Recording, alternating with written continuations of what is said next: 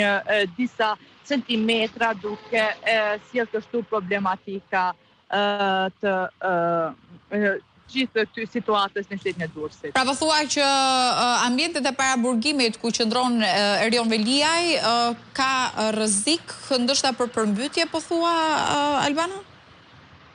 Në fakt ka rrezik për të evakuuar të burgosur për shkak se uji tani më është përmbytur paraburgimi i Durrësit, uji ka debërtuar brenda në ambientet e katit të parë të burgut.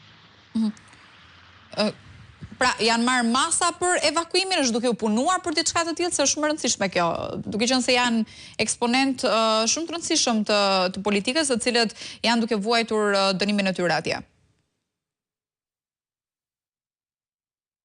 Albana, më dëgjon?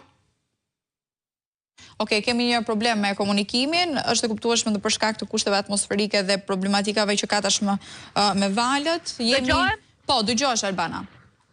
Në fakt, po theksoja nga burimet që kemi komunikuar brenda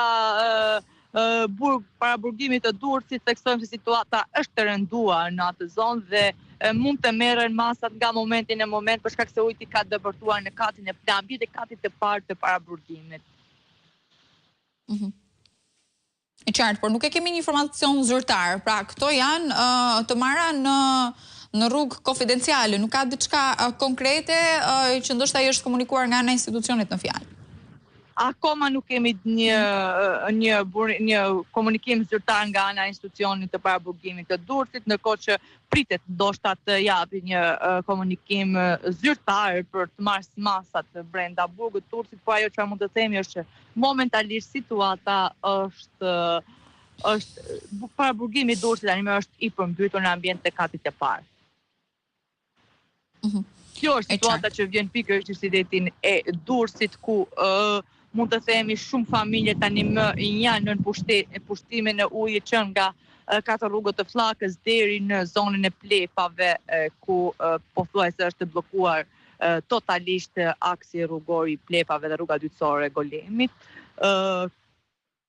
Makinat janë të bllokuara, të cilët ka depërtuar ujin në ambient të brendshme dhe janë lënë në rrugë, ndërkohë që janë detyruar të largohen shoferët në të shumë akse, kryesisht në aksin në rrugën e Shënavllashit, në rrugën e Qavzotës, në rrugën e Shkozetit, është në pushtimin e ujit, kjo për shkak të rreshjeve të dendura të shiut, por edhe për shkak të mos funksionimit normal të hidrovorit.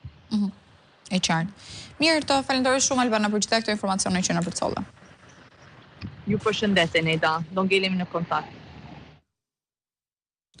Atëherë kemi ndjekur kështu edhe zhvillimet e fundit nga qyteti i Durrësit, atje ku situata vjen problematike, rreshtet e shiut që kanë përfshirë të gjithë territorin e vendit kanë shkaktuar përmbytje dhe probleme në disa qytete kryesore të vendit, ku situata më alarmante është në këtë qytet, pra në Durrës, ku për shkak të rreshjeve të shiut, disa lagje të qytetit janë përmbytur. Uji ka bllokuar jo vetëm akset rrugore, por është futur edhe në banesa dhe biznese, duke shkaktuar dëme të mëdha materiale. Problemet më të mëdha janë në zonën e Ishkonetës, ku mësohet se 10 banor janë evakuar nga banesat e tyre